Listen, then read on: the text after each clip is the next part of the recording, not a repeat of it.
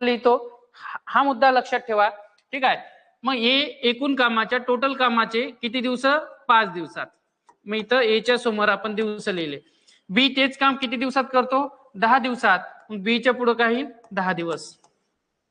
ठीक आहे. 5 आणि 10चा लसावी हे इथं काढण्याची बघा, लसावी काढण्याच्या वेगवेगळ्या मेथड आपण शिकलो आहे लसावी या चॅप्टर मध्ये. ठीक आहे. तर त्याचा वापर करून लसावी काढा. तर इथे 5 आणि 10चा लसावी काय येईल? 10. म्हणजे इथे एकूण काम किती मिळालं आपलं? 10. जर एकूण काम 10 आलेलं असेल तर ए ची आणि बी ची कार्यक्षमता काढता येईल का आपल्याला? बिलकुल काढता येईल. काय करतो आपण? एकूण काम डिवायडेड बाय दिवस, म्हणजे 10 भागेला 5 म्हणजे किती होईल? 2. आणि 10 भागेला 10 म्हणजेच किती? 1. बरोबर आहे.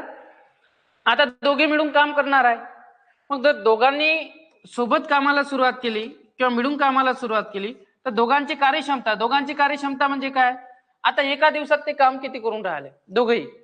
कार्यक्षमता म्हणजेच त्याचा अर्थ होते एका दिवसात, एका तासात, एका मिनिटात, एका सेकंदात किंवा एका महिन्यात किंवा एका वर्षामध्ये, म्हणजे युनिट लेवलवरती झालेलं काम त्याला म्हणतो आपण कार्यक्षमता.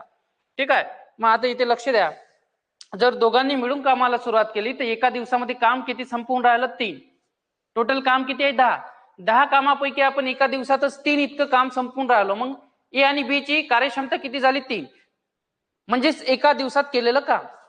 आलं का लक्षात? शेवटी हे कार्यक्षमता म्हणजे कामच आहे, परंतु एका दिवसाचं एका युनिट लेवल वरती झालेलं ते काम आहे. मग इथं आपल्याला दिवस काढायचे आहे आणि एकूण काम किती दिलेलं आहे? 10. का करतो आपण? एकूण काम डिवायडेड बाय कार्यक्षमता. इथं लिहायचं कार्यक्षमता.